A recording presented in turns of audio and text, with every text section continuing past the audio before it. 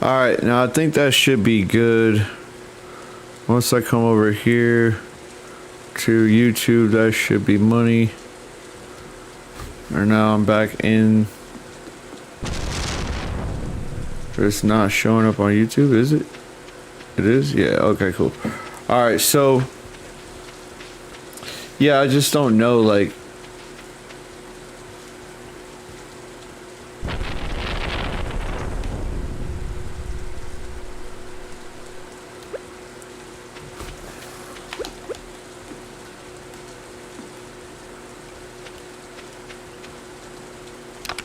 man, I'm trying to see, like, why is this so big?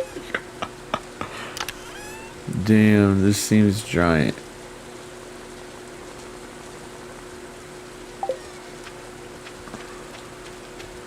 But hey, we're gonna roll with it.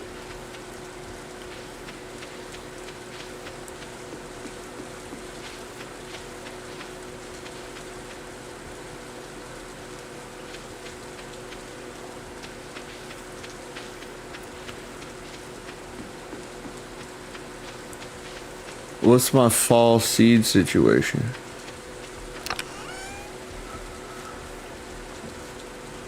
Spring seeds.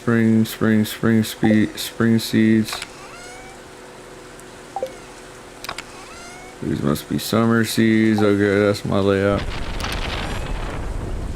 Thunder and lightning. Lightning's probably hitting up my property. So you plant these, you got 10 days in the fall. Every month is like 30 days, right? So, and then like, where do I take these artisan goods?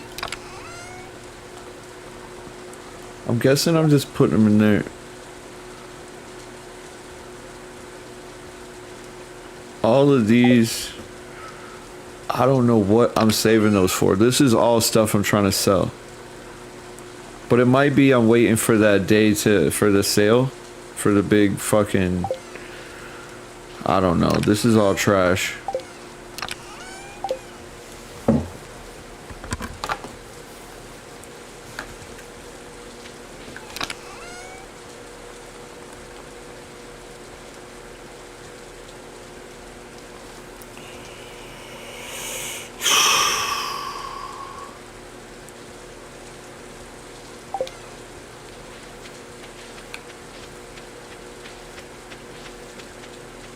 Alright, so let's just look, right? 7 days to grow. Is this winter season? What do you got? Winter plants?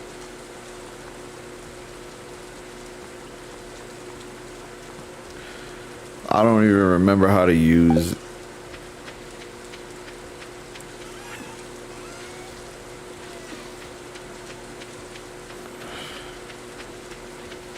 I'm just trying to figure out where everything is. So this is all my extra furniture and stuff. Where is this bunny from then?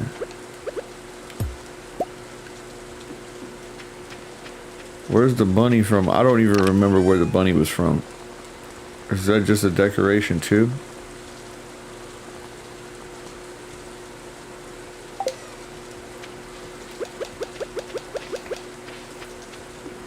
I feel like I was gifted this bunny.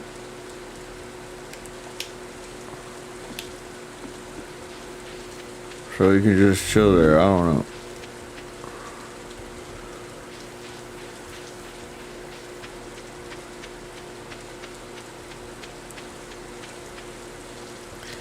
I don't do any side missions either.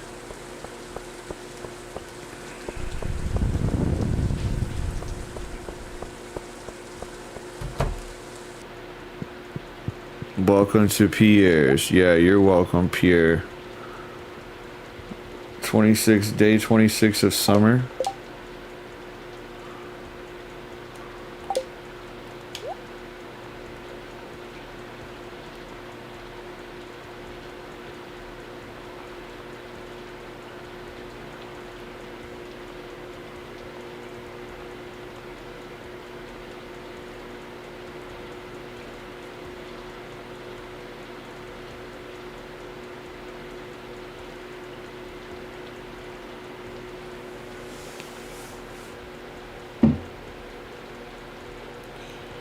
Red cabbage, summer, grass starter.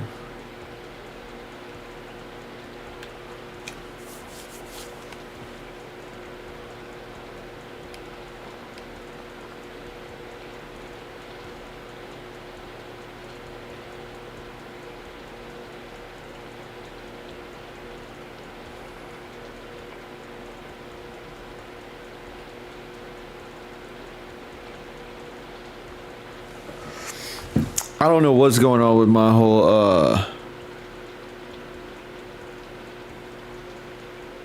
the 8 tiles around it. So I want to take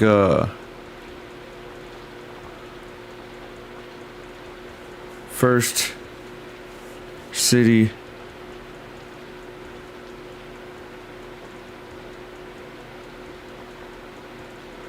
but do they have like a season?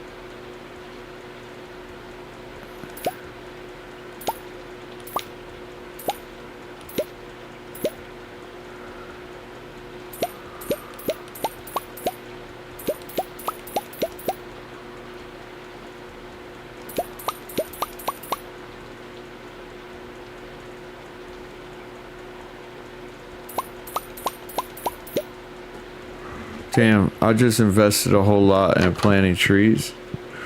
I'm gonna go plant all these damn saplings. But I don't know where on the map. We gotta look at the map. Okay, so my farm is here. I mean, and all the 8 tiles next to it have to be empty. So...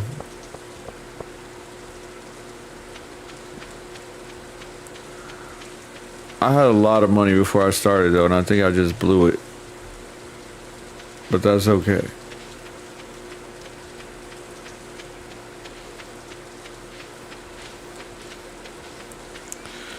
So the 8 tiles next to it, if you look at this.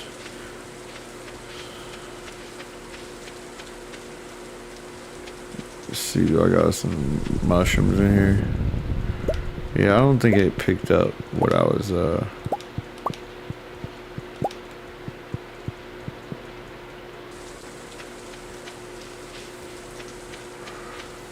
Wait, there was an empty box, so if it did pick up all my stuff, it's either this one's got a bunch of random shit in it. That's not random shit. It's gonna have a bunch of random gold ore in it. No, it's that one. Nope. So I went... Bro, I went out, it was raining. So that day didn't even count. When I went to the... what do you call it?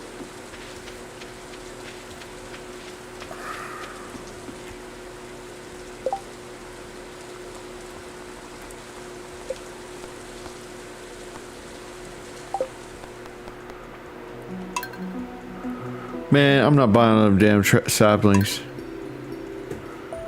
And it didn't even get the last save. That pisses me off. So, I'm gonna start over one last time here.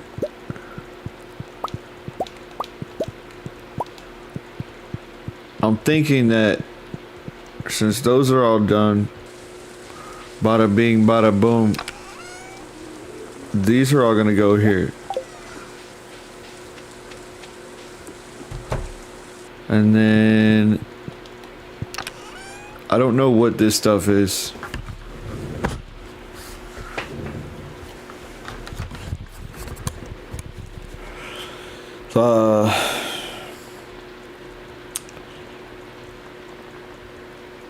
Food, I guess. And then nothing. That's the one when I did this before. I dumped all that stuff in. Hey, this is all the random stuff. I find when I'm swimming. Or fishing, I mean.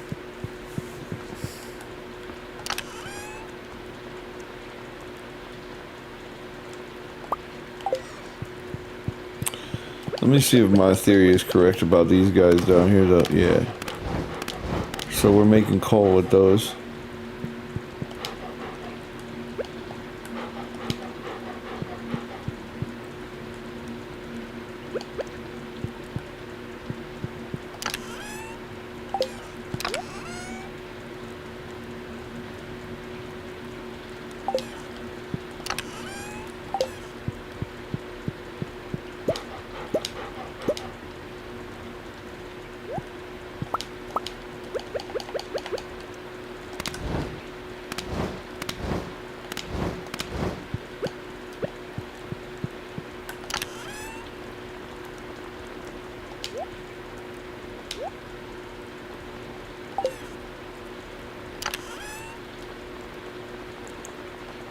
So like all of these, all I need is one of them all.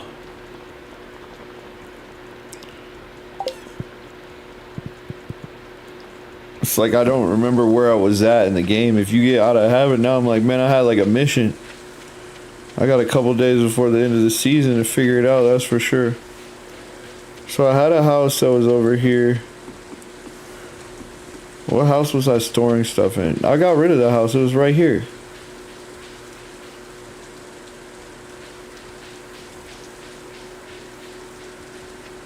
What did I do, move it?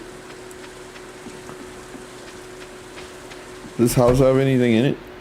No. That's not my package. That's not your package.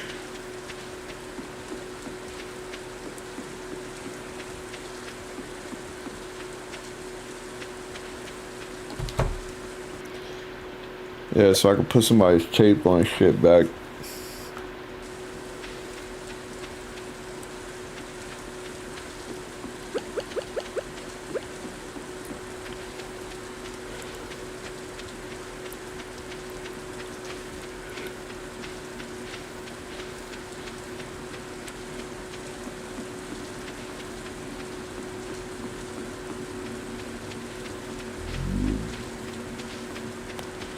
What was that noise?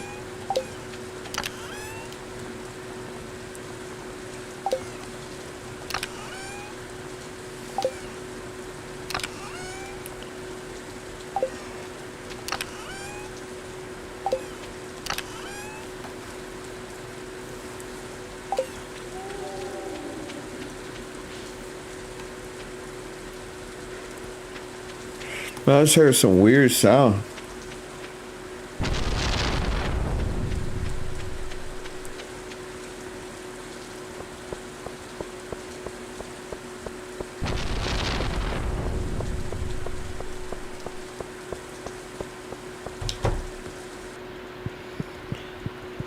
It's Farmer Walter, yes it is.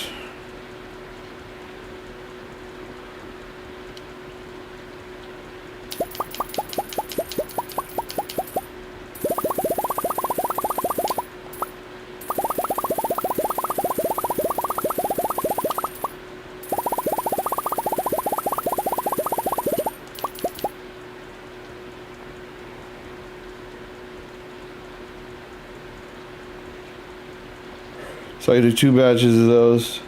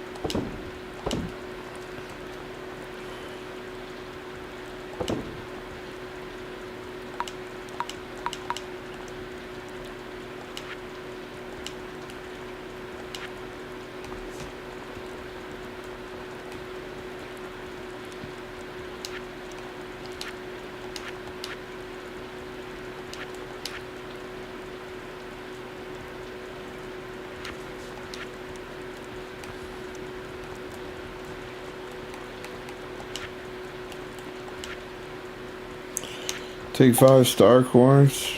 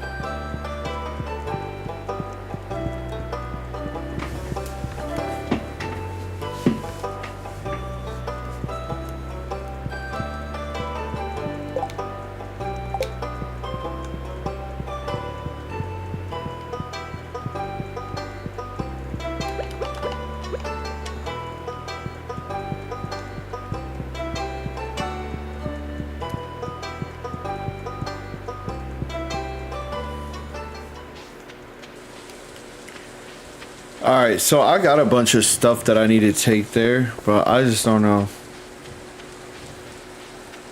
I just don't know, bro. It gets confusing. After having not played for so long. I'll take that.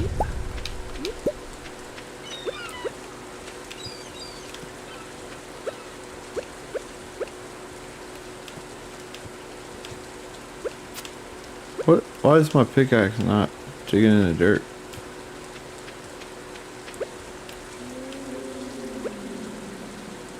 Oh, I must not have. Oh, there it is. I'm like, what is going on here?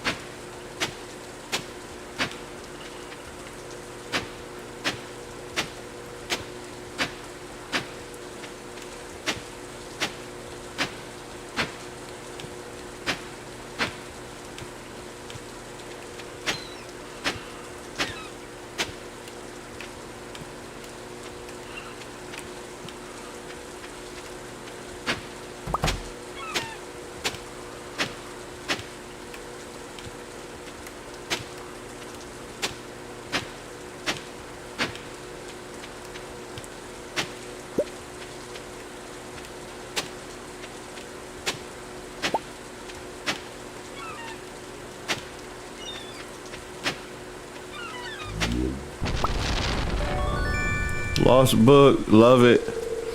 Found lost book, the library's collection has expanded. Nice. I'm just digging the whole shit up. I don't know what to do, but to just get familiar with my town and my farm. Just dig up the whole beach on a rainy day.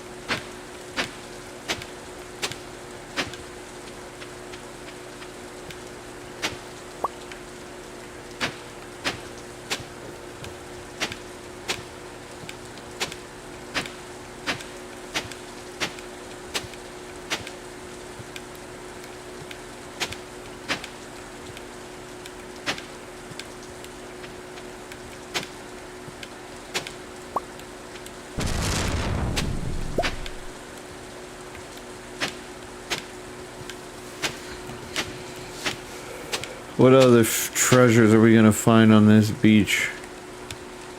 On this beach.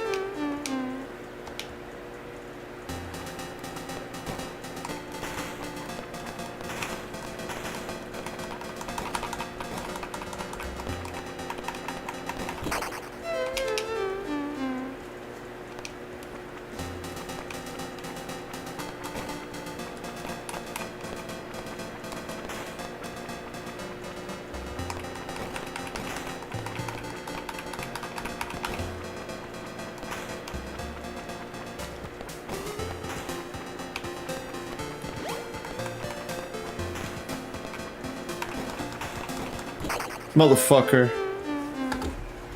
Damn. Journey of the Prairie King. Alright, let's get it.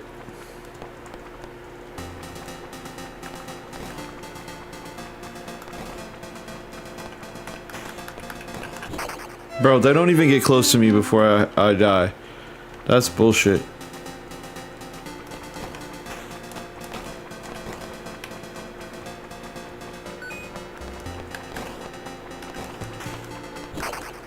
Bro, how is he gonna pop out? That's ridiculous.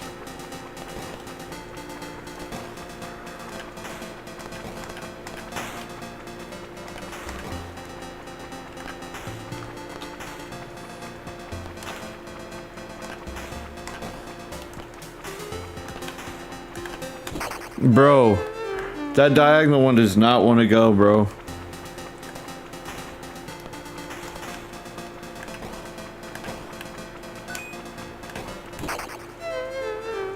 That's such horse shit. It's really complicated. Like, simple games like this are crazy.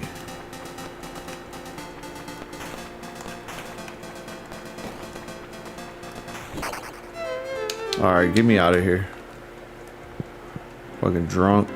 Pissed off. What's going on in here? I need to stay in one of these rooms. I'm fucking drunk. Let me in here. I'm going to bed. I'm fucking pissed. Gus, get me in their room.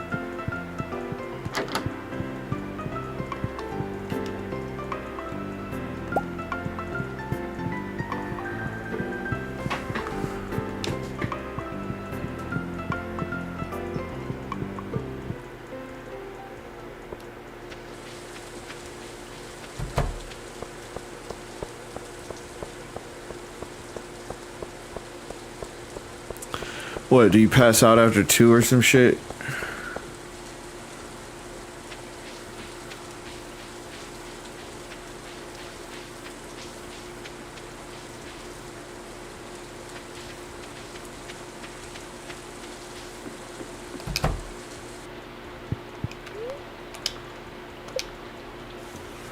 Man, that's crazy.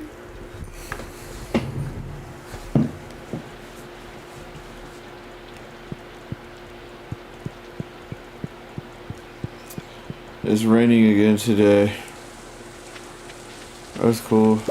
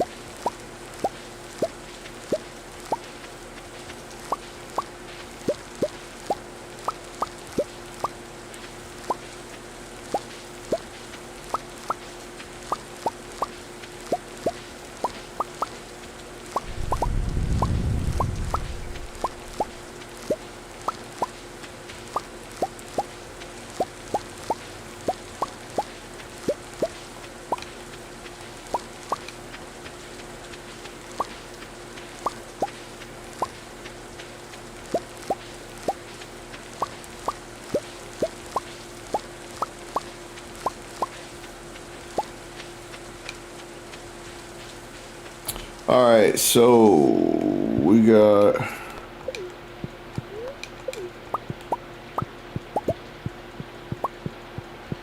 mushrooms.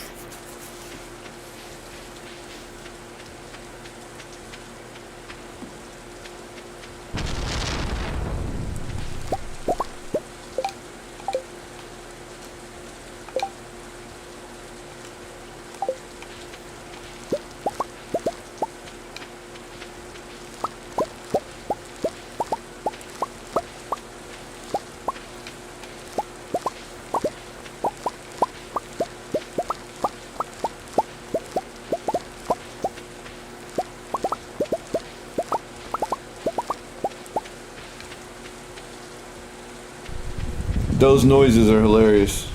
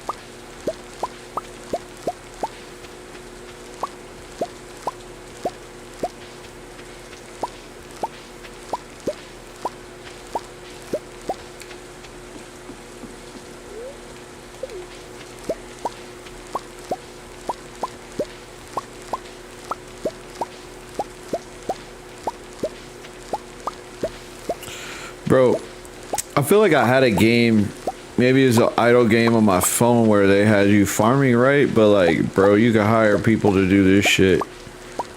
Cause like, bro, I don't have time to go around picking up all these damn peppers. Which like, means I should probably turn my farm into something better than a farm. I just don't know how to yet. But I need to expand my, I need to expand my business acumen or whatever, because like I feel like I'm not maximizing my profitability. Oh man.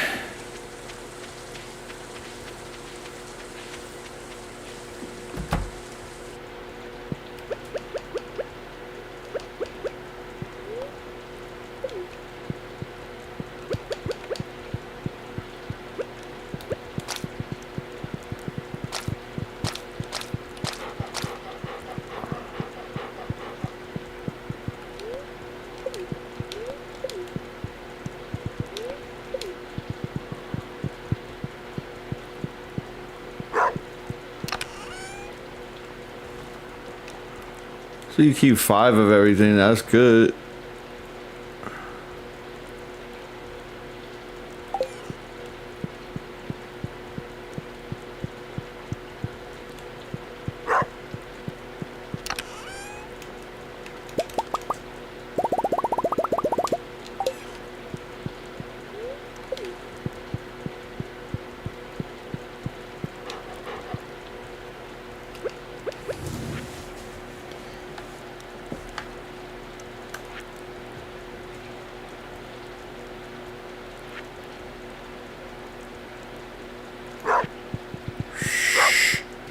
Hush.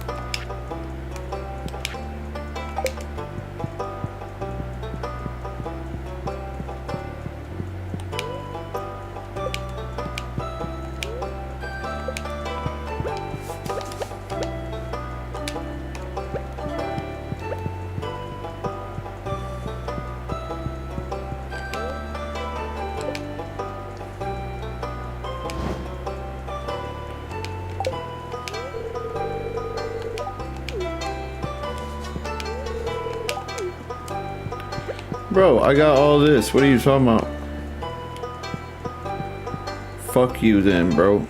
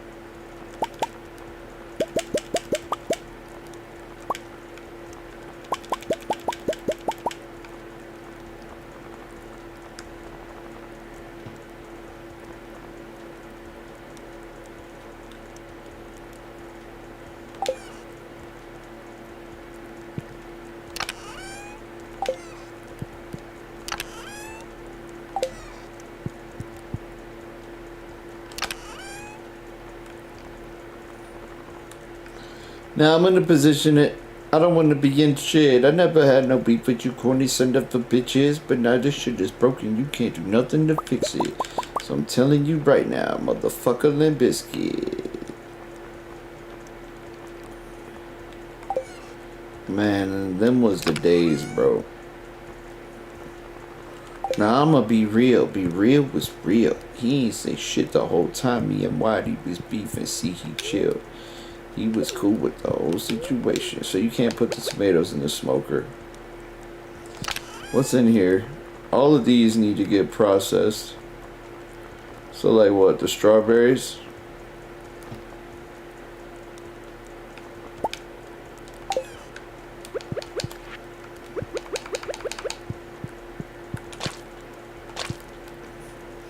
You need 5 apiece. So those ain't gonna work.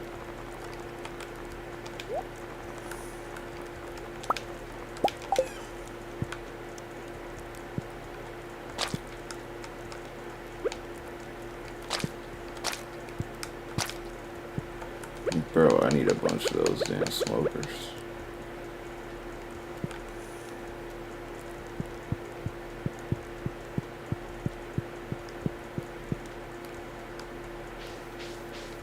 I'm putting this guy in the damn cell bin.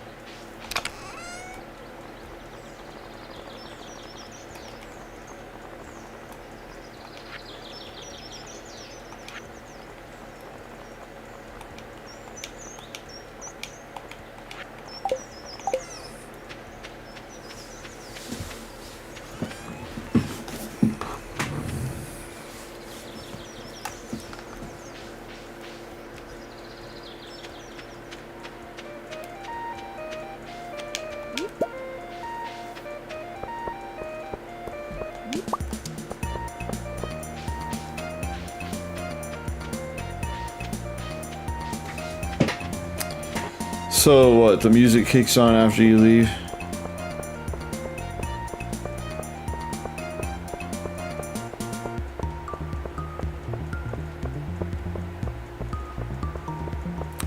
Yeah, what house is it that has all the, like you did this in the community? Where's the building that we're trying to rebuild?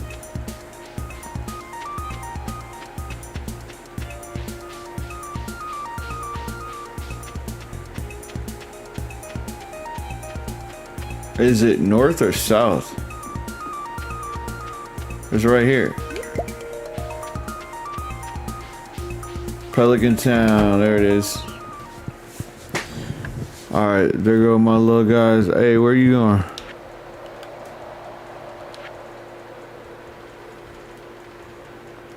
What is this supposed to be? A walleye? And an eel? Catfish and a tiger trout?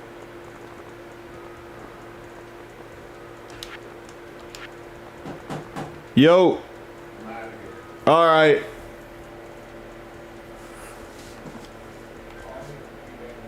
Okay.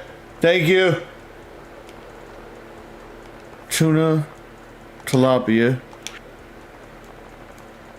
Sturgeon. I don't think I got any of those yet. So that's the is this the pantry? You turning it on? I'm sorry, what? Okay, cool.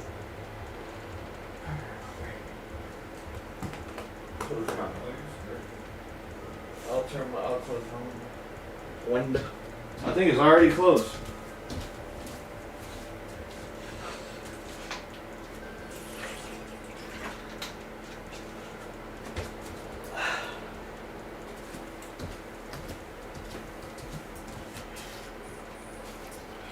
Alright, so we got the quality.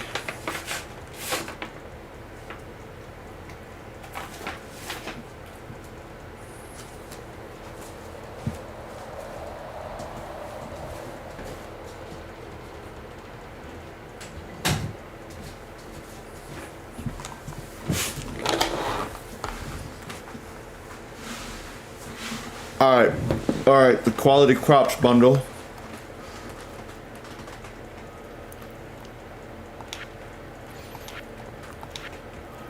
I got nothing for those.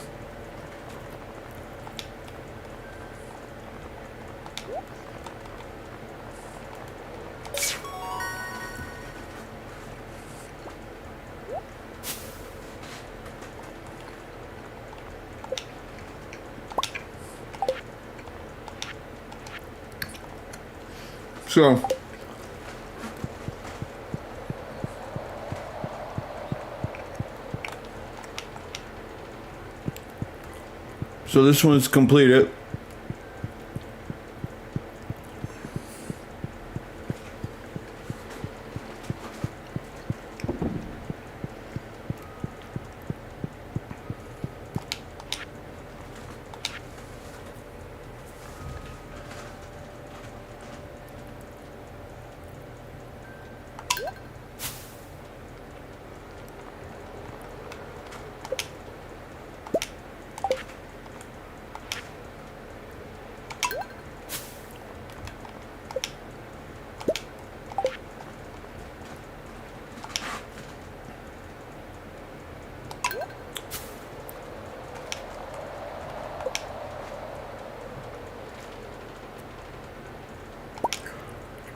Oh, crystallarium.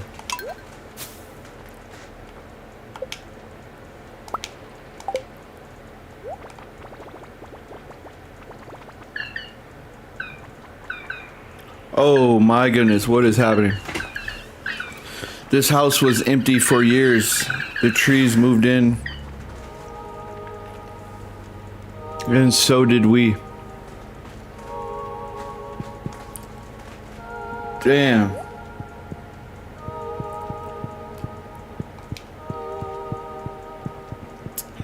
And I think I already rebuilt this room. The furnace room. I'm gonna make that the mission today. We're gonna finish this. Chef's bundle.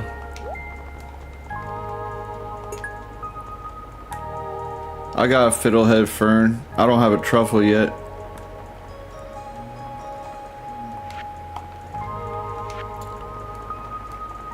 I got wheat, I got hay. Likely have an apple. I got that.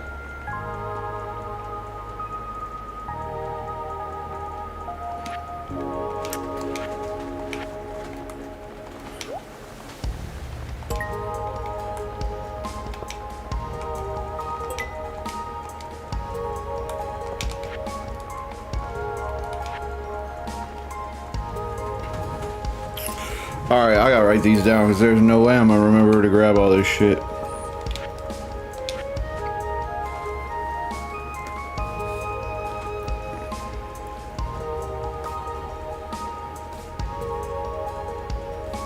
So I gotta grab a fiddlehead fern,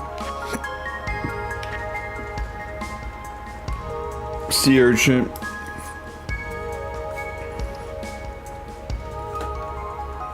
aquamarine, a red cabbage,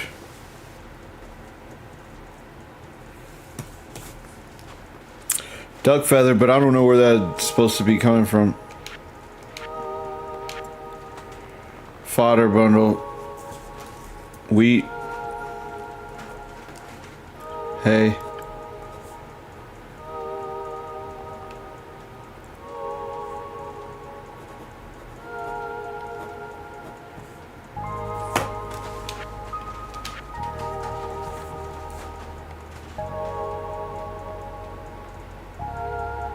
so I got pomegranate.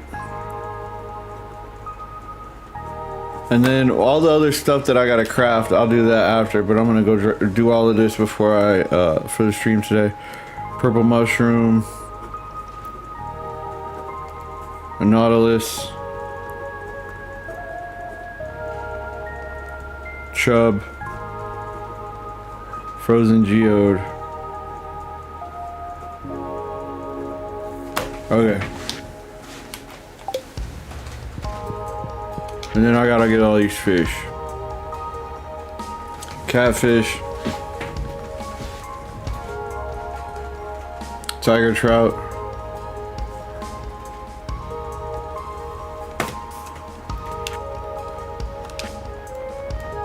Night fishing. Walleye.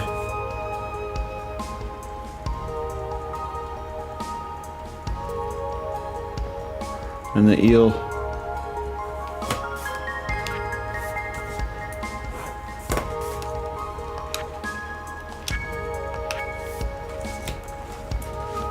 Pufferfish, sandfish, wood skip,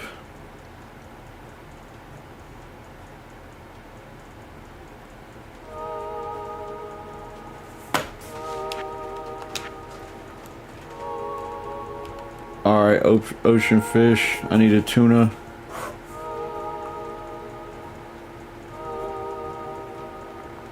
And a tilapia.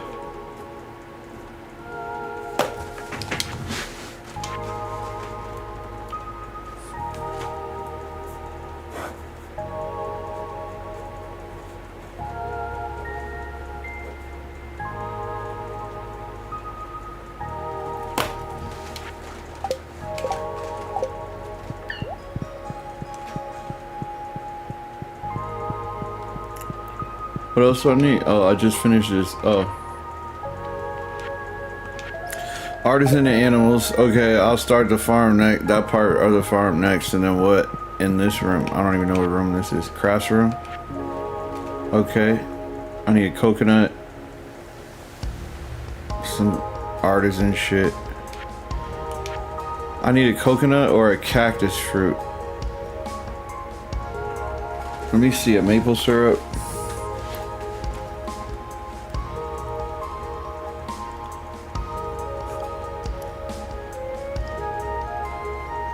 Oak resin and pine tar. I feel like I should be able to make that really quick. And then what? A snow yam.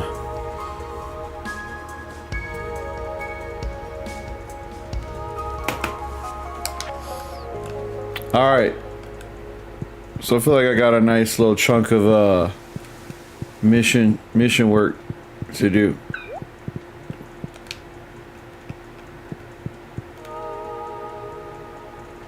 You coming with me?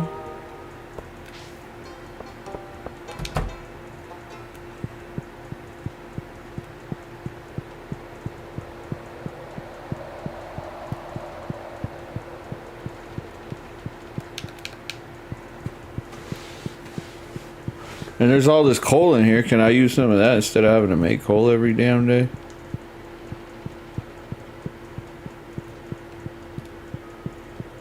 All right, I'll go out and try to fulfill the mission.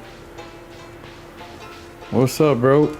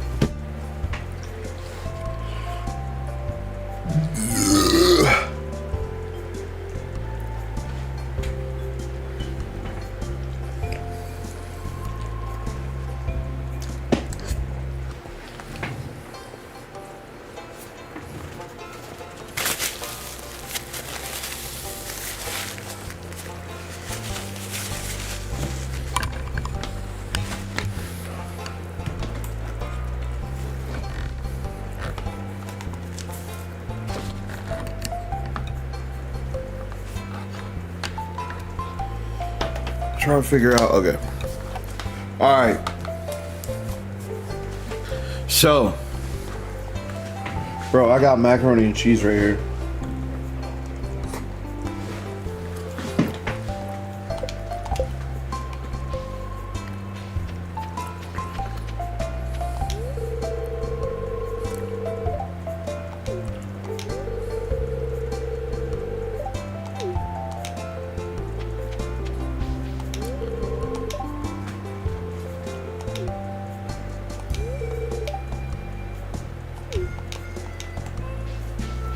He's struggling to make ends meet as a doctor. He has no patience. Everybody's healthy and fucking... I don't even know what town I live in. All I know is my farm's name.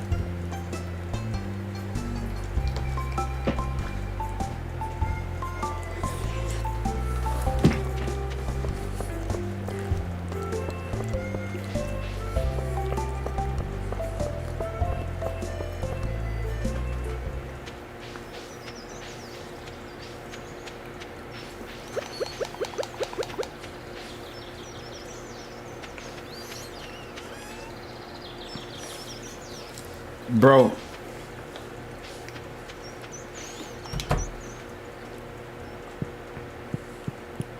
I honestly don't even know where to begin. So this one is like the dump spot, right?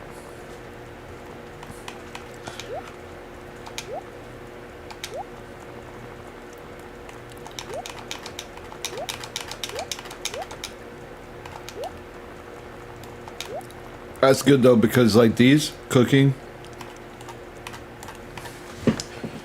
crystallarium.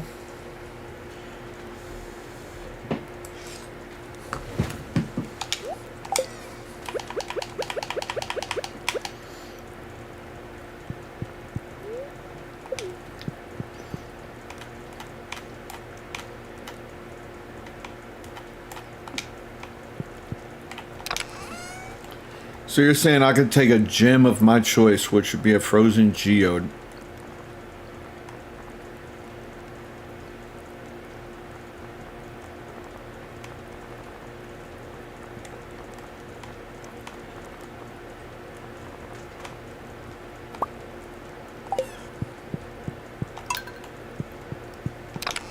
What the fuck? You could just duplicate diamonds and shit?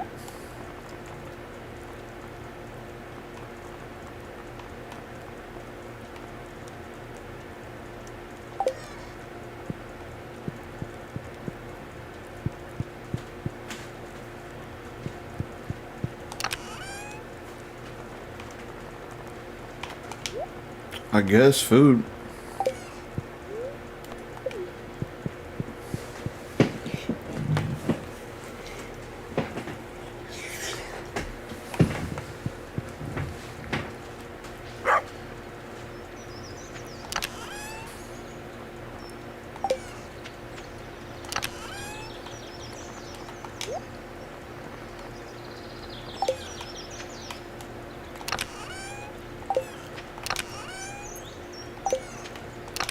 Enough. Don't I have a fucking frozen geode? I'm pretty positive.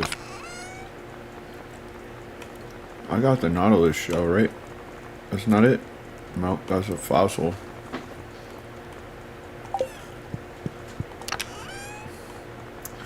Yeah, I got a Nautilus shell. Boom.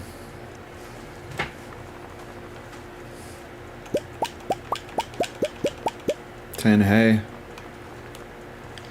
Sea urchin. I need one of those. So I got start knocking them off the list.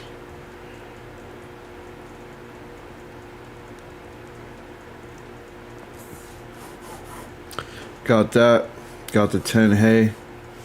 Got the Nautilus shell. Okay, nothing else up here.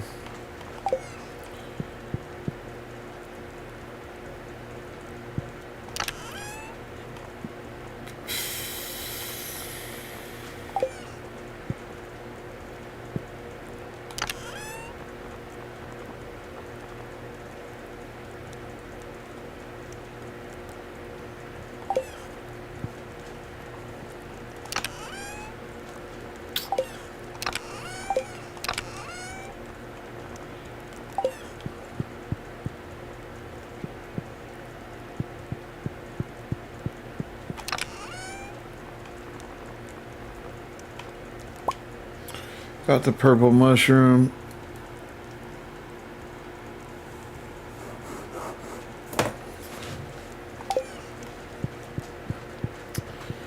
Do I have the fish? Where are all my fish? Up here? That's one of everything, but I just need one chub. I can get another chub. Right? I could get a chub. Fucking, that's like a white star. What is that?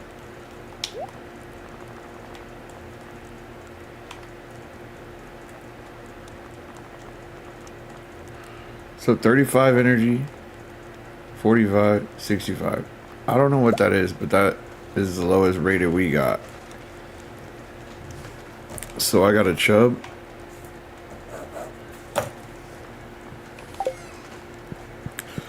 How many apples? I got apples. How do I not have a single apple? That's crazy. Wheat.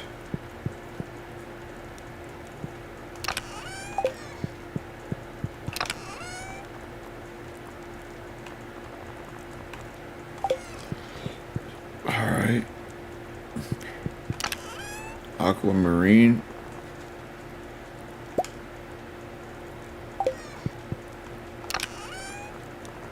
No red cabbage. Gotta grow that shit.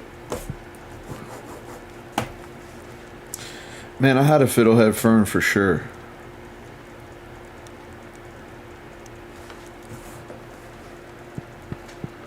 Over here at these damn fish.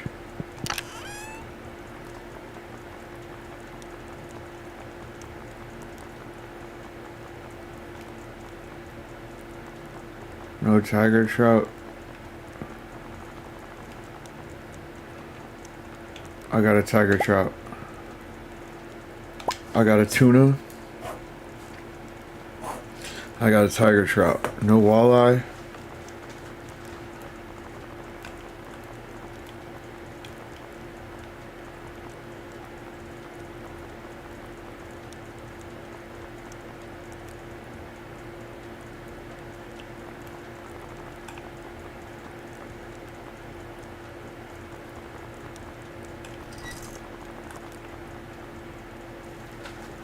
Alright, no eel, no walleye, no tilapia, no sturgeon.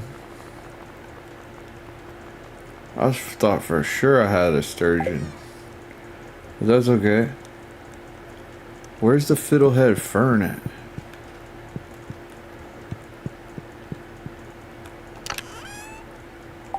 Foraging? It's in here. No.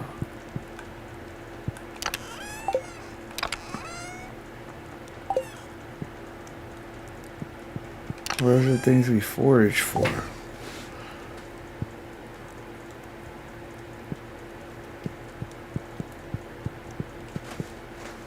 Are they foraging outside? Man, I'm mad confused.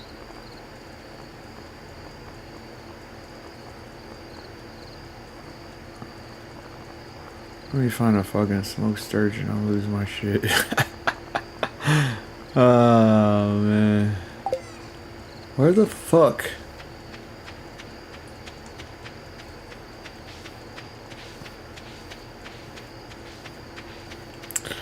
I just don't know where I would have put the fiddlehead fern.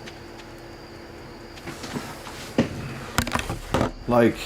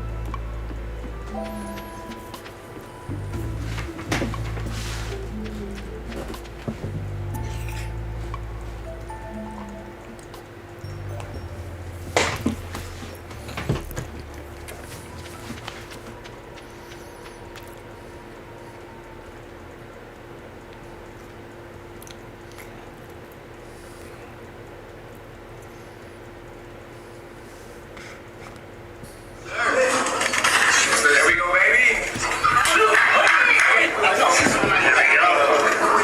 Let's go, battalion. Kid like a predator. Why do you think you beat Larry Wills? Look at him. He's not a fighter. So why do you think I'm going to win? Because it's called confidence. It's your life, your choice. It's my ring, my city, my rules. And he's going to find out tomorrow night. Do you think Vitali's overconfident? Yes, and I love that. I want him to charge at me round one, gas himself out, breathe mouth open, and take him out round two. What's your prediction? I'm going to chop him like a tree. I don't know if I want to see him gas out or get knocked out. I'm going to decide that on the fight night. If you were to lose to Vitali, how would it affect your career? Not an option for me. Look, Vitaly has beaten women and fought in Slavs. I'm not worried about his experience. He's had a month to train just like me. And everybody knows a month ain't to get prepared for a boxing match. We're going into brawl. We're not going to box. There's not going to be a boxing match. It's going to be a fight. Prediction? KO round two. Okay, round two. Your prediction, Vitali? How does it go down tomorrow night? Fight of the night. This is Sprint.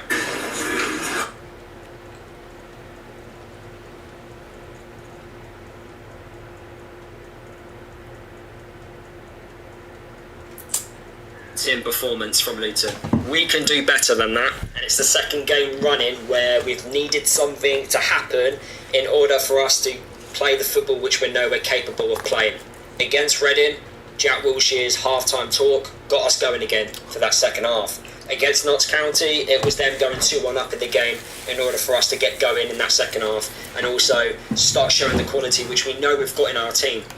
We had multiple chances in that second half to win the game. I'm disappointed that we didn't walk away with the 3 points. I felt we should have scored more than 2 goals. There's goals in this team, but what we did see in that second half, if we had a bit more composure about ourselves, we most likely would take full advantage of the opportunities which we did get in the game. But it's another game for me where the first 45 minutes, not good enough, and also defensively, not good enough. You know, the 5 goals which we've conceded so far this season, have teams actually worked hard to get those goals? I don't think they have. I know with Notts County's second goal, it's a good pass, but we're ball watching. We can do better, and I expect better from the players which we've now recruited, the players that have started to perform under Jack Wilshere. I do expect better. Maybe I've got high expectations for the start of this season, but at the moment there is some warning signs in terms of the way we've been going about our business on the pitch. Things we definitely need to work on, things we definitely need to improve on. But it's a real shame that we're waiting for something in a game to kickstart us and get us going. It feels right now that we're playing at 80%, and we think playing at 80% is enough to win games of football. It's not. We've got to turn it up at times, and when we do turn it up, we do play good football, especially in both halves. In the first half, it was a lot worse than the second, But when we did get the movement right, when we did get the pass right, Notts County was struggling to cope with that at times. But we're not doing it often, and that's the problem. And yeah, the final ball today really let us down, especially in the first 45 minutes, and also the movement in the first half as well really did let us down. In terms of the starting 11, as predicted, I did think Mans Anderson would come in for Hakim Adofin. I had no problems with the starting 11. However, what I did have a problem with was the bench. Why do we have 3 defenders on the bench? That's not needed. We're at home.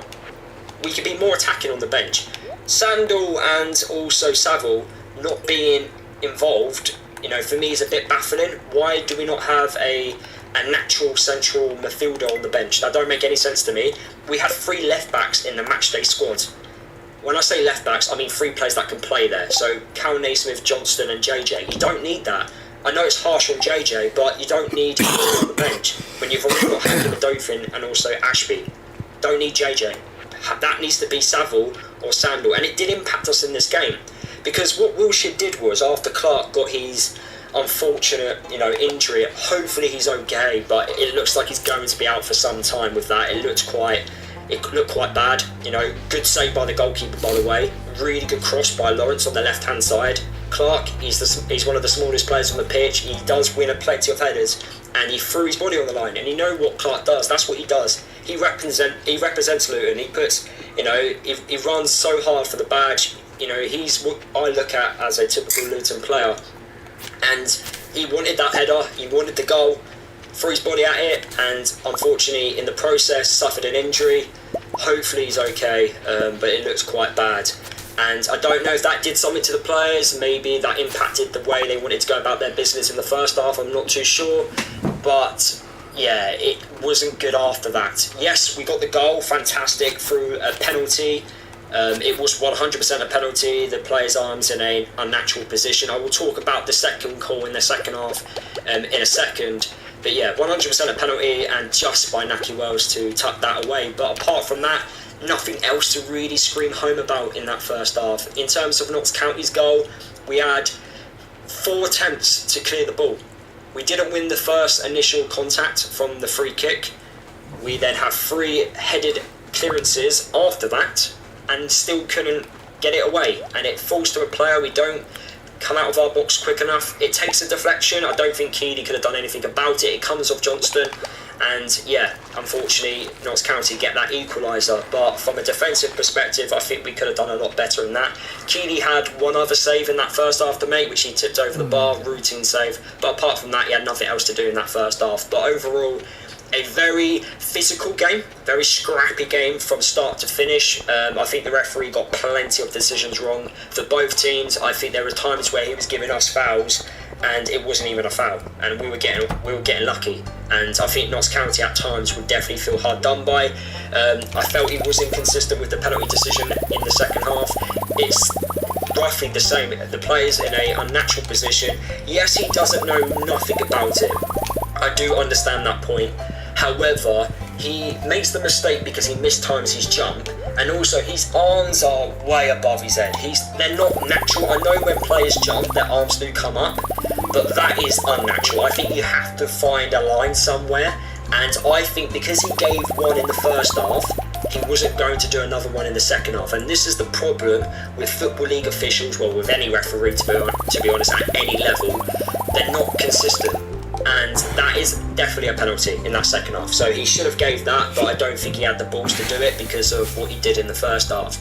But what we did when Clark came off the pitch, and what I didn't like, was playing Gideon Kodja as a central midfielder. He's not a centre mid. Playing him as an attacking midfielder is totally different, because when you're playing further up the pitch, you have sometimes different opportunities at doing different things, and you can do that risky pass. His passing isn't as good as Casey Palmer's passing.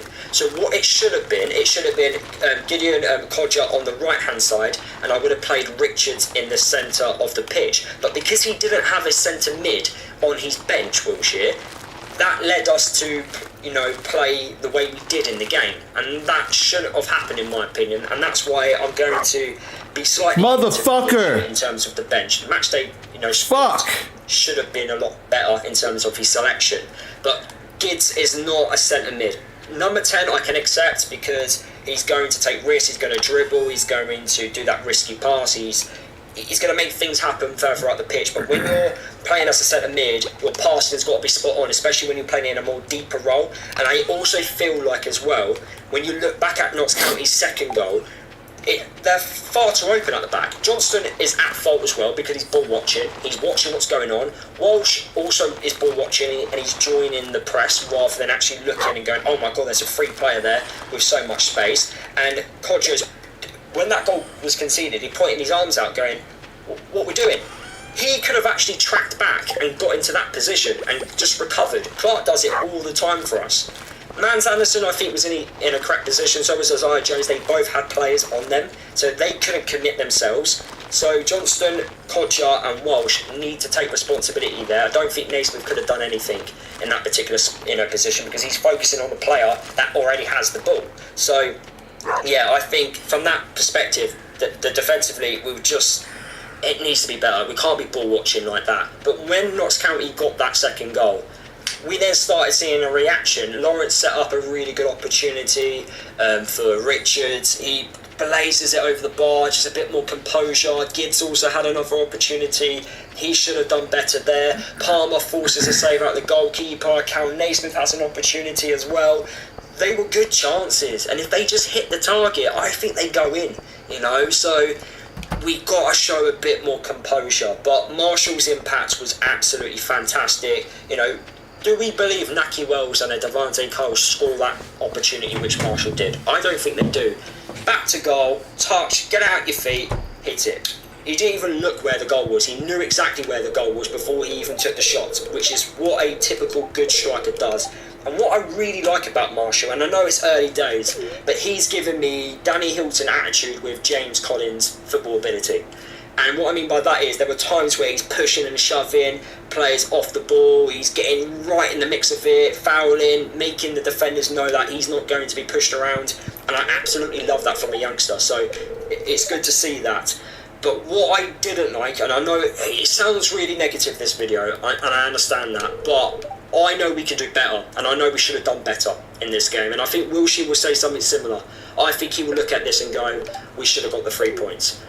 And that's why I'm having this type of approach in this match reaction.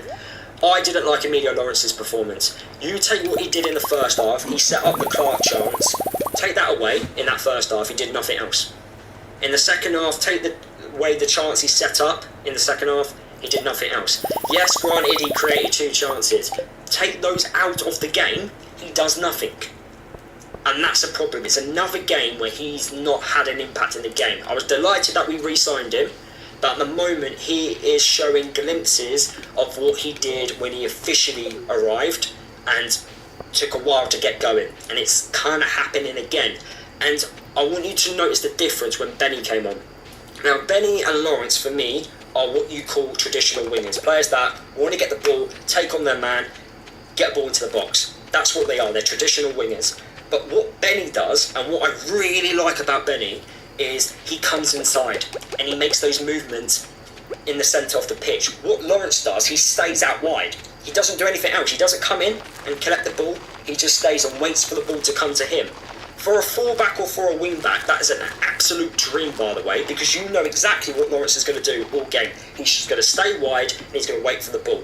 You can defend against that, but what a fullback or wingback doesn't like is a winger that comes in, comes out, comes in, comes out. And I've heard Gary Neville talk about this so many times on the overlap. He hated wingers that did that because he didn't know whether to come in or to stay where he was. And that's the problem which we've got at the moment with Lawrence. He doesn't come in, but when Benny came on the pitch, he came in and he caused much more of an impact. I now want Benny to start games now. I don't think we can afford players having repeated poor performances, in my opinion. We've got a big squad now, we've got competition for places. This is where we start seeing players, if they're not having a good game, they come out and they've got to fight their way back into the side. And that's what you want to see in teams that win promotion. Players fighting for their places. And then that rises the level of performances. We've seen so far, first 2 games, 80% of Luton. We're not seeing 100%. Only when something happens in the game, that's when we're starting seeing the proper Luton, which we know we're capable of seeing. But yeah, disappointing in certain aspects of today's game. But I'm expecting changes for Chelsea. If we defend how we've been defending in our last 2 games against Chelsea, we're going to be in for a massive shock, because their players will take those chances and they'll go, thank you very much, Luton. Because they've got the quality, they've got a better squad. That's the facts there. But yeah, I think going forward, we're going to sign another player. The injuries are creeping up a little bit. I think we're only going to sign one more in either the attacking or the centre mid area. Because of these injuries. Clark's a big one. Hopefully it's not too long, because we know how important he is into the team. But it does give an opportunity for a Sandor or for a Saville to have a chance to have a run of games and see what they can do. So let's see what happens going forward. But yeah, those are my thoughts on the game. Let me know your thoughts down in the video comments. Subscribe to my channel if you are new. Tomorrow I am live streaming in the morning, so if you are free and available, I'm doing a live ratings, going through the ratings of everyone who played in the game. And then I've got 5 things that are coming out, 5 things which we learned from the game also coming out on Sunday, 10 things which we learned from the overall League One weekend. And yeah, just plenty of content coming your way, guys. Thank you so much for watching. I'll see you in the next one. Our next question, Jim, sent to cornydrivethrough@gmail.com from Kevin Richards in South Wales. Do you remember the first time you saw Ric Flair? And if so, what was your first impression? Well, the first time I saw Flair on television was on the Georgia Championship Wrestling. It was the TBS Saturday night show. And obviously there was no home video at the time, but we'd already read about Flair in the magazines, seen pictures and etc. As I regret, Weasel Dooley, as a matter of fact, had seen Flair in person before I did, because he went to St. Louis.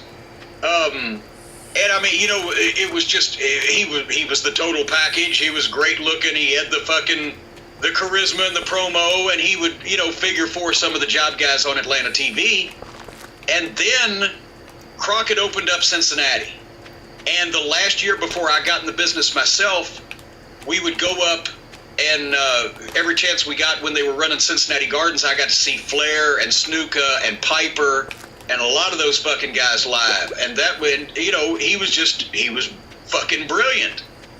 Even on cards with Crockett's level of talent, Flair stood out. He got more reaction. You were anticipating, excited to see him. The match was fucking great. He had the charisma. So then the first time I saw him, actually right before, the first time I saw him wrestle up close was at the Memphis, in person, was at the Memphis TV studio when he did the angle with Lawler in '82. Right before you became a manager. And then the next week I became a manager. So the next time I saw him was in Mid-South in '84 when we were in the locker room with each other. So that was cool. But he made a first impression because you could just tell that this was a guy that was a step above most of the guys in the business at that time. We're talking 79, 80, 81, that era before he had been on national TV a bunch, before there was home video so everybody could see him, but everywhere he went, he got over. And that's why they sent him to St. Louis to get over, because they knew he was going to be a future NWA champion. And even though Crockett wanted to keep him in his home territory because he'd been drawing money there since fucking 75, he sent him to Atlanta to get on the TBS TV, sent him to Florida to make shots and some of the other NWA strongholds, because they knew that they were preparing him for big future runs. So, but yeah, it wasn't hard to figure out what all the fuss was about when you saw Flair in those days. When did you first get the TBS show? When did you first get TBS? Well, I didn't get it until I moved to fucking Nashville after I'd already gotten the business, but Weasel Dooley got it in New Albany in 1980, I guess, because that's the TBS show when the Freebirds. 1980. We got to see, because that was the attraction. The Flair wasn't on TBS every week in those days, but the Freebirds were, and that was the attraction to go see the Saturday night show, was to see the Freebirds, because they were the fucking talk of the smart wrestling fans around the world. You mentioned how Weasel Dooley would go to St. Louis. That's, I'm gonna guess, maybe 4 hours or so from Louisville. Did you ever do a trip to St. Louis? I never did because, Oh, man. well, but here's the thing. You're a teenager and you're young and stupid. I didn't realize at the time that things would go away. I thought, well, I'll always be able to do that, because Weasel and his mom would go over and I believe they'd spend the night because it was like 4.5 hours, although since he was in Indiana already, he was headed in that direction. But at the time, I was doing Louisville on Tuesdays, Evansville on Wednesdays, a spot show on Thursdays, going to Memphis on and off when, Terry Funk was there. There was a big show. Doing the photo business, I had to be here a couple of days a week. That's back in the days when you had to search through and find a fucking negative and take it down to get it developed and go back 2 days later and pick up the prints. And Roger Dean was a St. Louis photographer, and Linda Rufa was over there. He just passed away. Did you see that? I saw that. Yes, I had been in touch with him. We were going to do something for 605, but he was in and out of the hospital for months, and I feel bad that we didn't get to do it, but Roger Dean, he had the WFIA, I think, Bulletin of the Year at one point. Yes, and we had Texas death matches over a lot of the photography awards. Ones he didn't win, I did, vice versa. But anyway, so I wasn't going to get to shoot at ringside because I didn't have an inn over there. They had photographers. I wasn't going to get paid to go. To be honest, the St. Louis main events at that time period were attractive, but the underneath cards were the Kansas City guys, and I'm thinking, I can go to Memphis and see a better up and down the card show and be in and take pictures I can get paid for it, etc., etc. So I never took the time. I didn't imagine that I didn't know Sam Muchnick was going to retire until they announced he did. I didn't know that the business would go to hell in St. Louis shortly after, and I didn't know that I was actually going to get in the business and not have any time to go watch wrestling as a fan. So that's why I didn't go to St. Louis. And Cincinnati was closer, and you could see Crockett. Well, you could see Crockett, you could see Crockett's guys. In terms of Flair, you would get on the booking committee with him in the fall of '89. When did your relationship really develop? I mean, you worked with him in Crockett Promotions, but when did you start having conversations with him to the point where it had to be more than just your handwriting? Where he said, I got to get this guy to work with me and Kevin. Where did the relationship develop to where it got to that point? Well, Flair liked us when he came to Louisiana because he was an unofficial talent scout actually maybe official for Crockett. He always wanted the best talent in the business to come to the Carolinas because that was the Cadillac of the NWA territories. If you were on top there, you could make more money. Business was strong for years and years. In '84, they were at a down period. Dusty had just taken the book and he was re-racking everything, but they had hit a little bit of a malaise, and he was always looking for guys. And when he saw the business Watts was doing that year, because he didn't come in the first time till August, I think it was, and then he would make Oak City and Tulsa, even if he wasn't in the rest of the territory sometimes, because of the World Class relationship also. Anyway, he saw the business we were doing. He not only saw us, he saw the Rock and Roll Express. That's Buddy Landell, all those guys. And he started talking to us then about, hey, when you're done here, give Crockett a call. Dusty's booking, blah, blah, blah. And then Dusty came in and actually worked with me in the Midnight and saw us. So that was just to get us there. But then to answer your question as to why he just decided, well, hey, I want him. He had seen, we were in the locker rooms for 3 years at that period together. He knew some of the stuff I was doing with the Midnight, whether it was at Atlanta TV.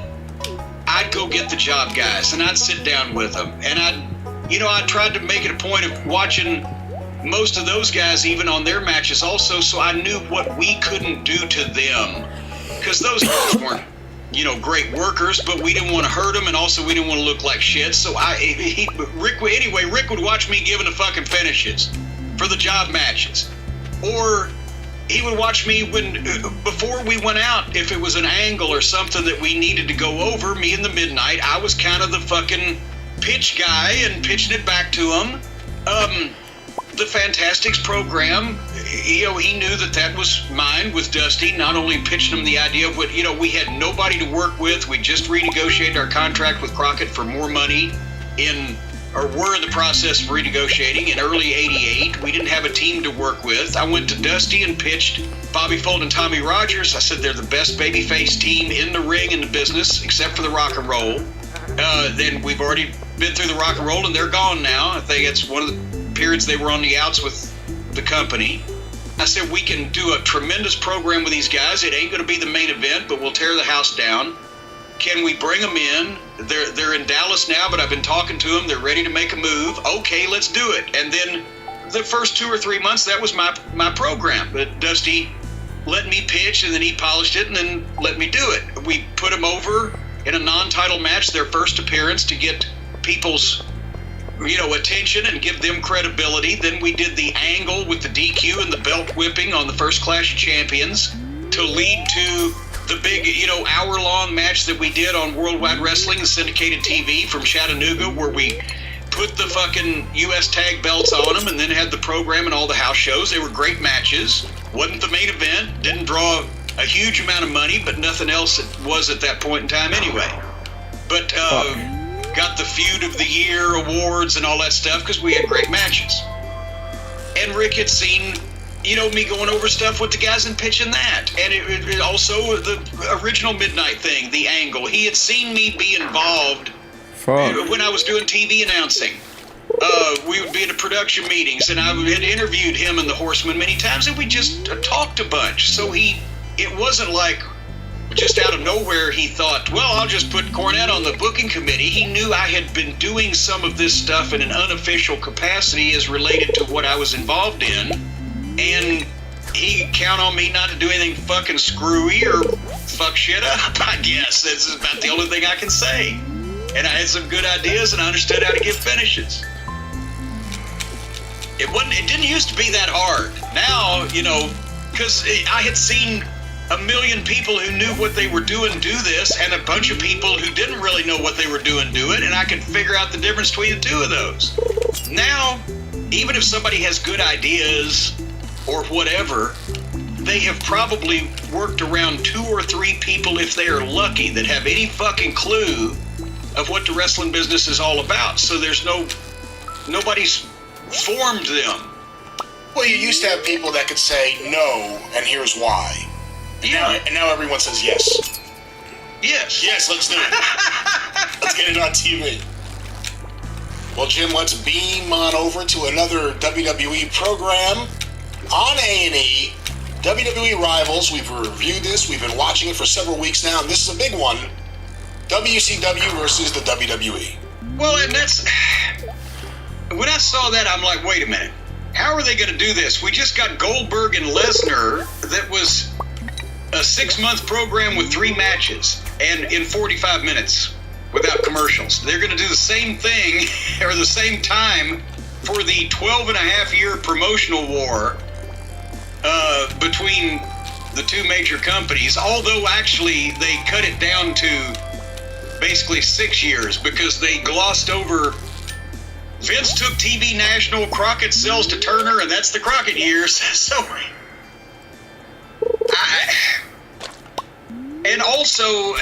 I love their production crew there, don't get me wrong, but did you notice the graphic on when they showed the clip where Vince opened the first USA All-American Wrestling program on the USA Network? It said 93. September 1993, not 1983, 1993. So they missed 10 years there. But basically they glossed over the Crockett years and then actually glossed over the first fucking several years of WCW, really. Because Eric Bischoff, who had a very pertinent comment here, said that nobody ever thought WCW, a distant second, would ever overtake the WWE. And they are correct. If you look at WCW from 1990 through 1994 or 5, everybody said that. They overlooked that the closest they ever got to competing with Vince, to actually being on a fucking fairly level playing field with Vince, was not the first 8 years that Turner owned the company, but the last 3 years that Crockett owned it. 1984 to 88, the ratings, syndicated and cable, were pretty much even. The towns were kind of split. Yo, what up? Hit me up in the Rosters chat. were comparable. The WWF was always bigger after the national expansion because of WrestleMania gross and things that we've talked about that Vince was able to do. But it wasn't a runaway. Jim Crockett Promotions in 1986 grossed $21 million. I have that in lawsuit deposition papers. He couldn't lie, he was under oath. It was the biggest year they ever had. What's 21 million in today's money? Somewhere around what, do you think? 60, 50 something, 60 something? That wouldn't be bad for any wrestling promotion these days. But it was the only one that was comparable and within competition distance of Vince. And then Turner bought it and dismantled it. And that's why nobody ever thought that they were going to overtake Vince McMahon. So, this was the WWE. We're not going to spend a lot of time on it because they didn't either. It was a fucking lengthy rivalry, but the high points were the WWE talking points. Raw changed the business. Live TV with unexpected action and shocking events. Well, that was goddamn every live studio wrestling show since the history of wrestling. And we mentioned that they wanted Shotgun Saturday Night to be something like Memphis TV. That's what they used to tell, like me or Lawler or whoever would have experience with that. Well, originally, Monday Night Raw was supposed to be like Memphis TV, live. Anything can happen, unpredictable. Because at that time that they launched Raw, not only had Vince brought Jerry Jarrett up to potentially take over for him if he went to jail, but they just hired Lawler to be a color commentator. So that's what they were going for then. It wasn't new to wrestling, it was new to the WWE. Am I misstating that, Brian? It was very new to the WWE. Before that, Primetime Wrestling had been a studio show showing arena matches or TV matches. They didn't do small arenas. They didn't do live shows other than pay-per-views or an occasional Saturday night's main event. Not all those main events were live. So this was new for them, but live wrestling and live studio wrestling, if you want to call that a studio, the Manhattan Center, have been done obviously for years. So then they get to the part where Hulk says, Vince and I mutually agreed to part ways. They can't, not only can he not give an accurate ascertainment of what happened, but they can't actually come out and have anybody else say it either. Hogan was fucking blah. He was stale. They weren't caring. And Vince needed to shake things up, and Hogan didn't like being shook up, so he left and went to film Thunder in Paradise. And the story that he told, the reason why he went to WCW was he, quote, missed wrestling so much that he decided to come back to WCW and change the whole game there. And then Savage follows. Well, it sounds good. It sounds better than Ric Flair called me up and said, this guy's an idiot and he has lots of money at his disposal. But anyway, so Monday Nitro begins, and Luger shows up, and he is phrased at the, where they just did the biography where they pretty much said that he was floating and miserable in the WWF. Now he's one of WWF's biggest stars, debuts on. And they did the Billionaire Ted sketches, and I was around for some of that. Vince didn't have it in him not to retaliate and not to take shots at the other side, but he took it personal. He took it personally. He wanted to have the fight with Ted Turner because people knew who Ted Turner was. He didn't want to have the fight with Eric Bischoff because nobody knew who Eric Bischoff was. And even though Bischoff was running WCW, Vince wanted to frame it as Vince McMahon versus Ted Turner because that was somebody that he could allow himself to be seen on Turner's level by the public, because he's another multimillionaire, media mogul, yacht captain, whatever the fuck. With Bischoff, it wasn't even in Vince's mind. So he had to say some shit, and they did the billionaire Ted stuff. And they made them, and this was true. They offered Hall and Nash 3 times what they were making for half the work, and it was guaranteed. And that was the key to the whole thing. The fans bought the invasion. They bought that in the sport that they loved and that they watched and followed, that they were increasingly being told in intricate detail was all phony. But all of a sudden, shit, Razor and Diesel have showed up. We're finally going to see this big promotional war. And people today overlook it wasn't, and I'm not knocking Hall and Nash even when I say this. I have knocked them in the past, but I'm not knocking them here. It wasn't Hall and Nash that instantly became the 2 biggest stars in wrestling when people have been watching them every week for fucking years on TV, just because they showed up.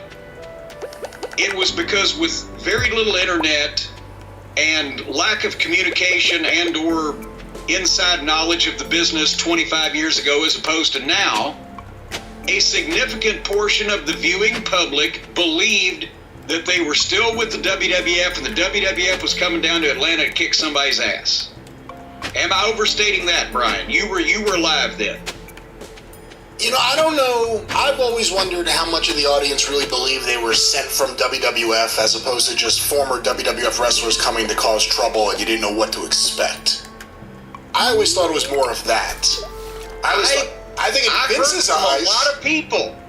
I heard from, and remember, I'm with the WWF, so as I'm going in the back of the buildings, they're saying, hey, what's going to happen? Are you going to all that shit? A lot of because people have forgotten that the millions of people that were watching both wrestling shows, a lot of them were still not smart. Not in terms of is wrestling a work, but in terms of how all this happens. And they bought it long enough at the start that once that they figured it out, they were already hooked. I'm just telling you, I heard it from people. And for a moment, you could believe something was going to happen, somebody was going into business for themselves. They were going against the script. They were, whatever the case. And that's when, and that's when the NWO blew up, and by then, and then Hogan becomes the third guy, and now they've hooked him. And now, obviously, after a while, everybody knew, okay, Hall and Nash have left because they didn't show back up on the other program. But it wasn't instantaneous. And there's an element of what you said also, with regardless, they were those guys, and now they're down here, but they even covered in the program. The thing that I didn't like about the NWO was the same thing I didn't like about D-Generation X. The cool heel can get over, and you can use that to help your program, because Steve Austin started out as a cool heel before the people realized, wait a minute, he's our babyface.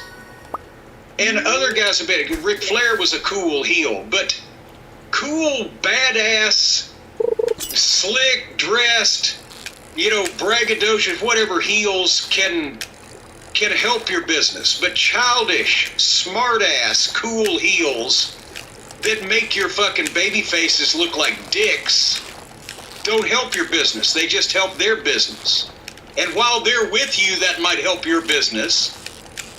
But then when they leave, it don't help your business, and or after they've buried your other talent that's staying, it doesn't help your business. And when you try to follow it, it doesn't help your business because you've already let some jackoffs come out and break all the fucking rules. And what rules do you have left to break?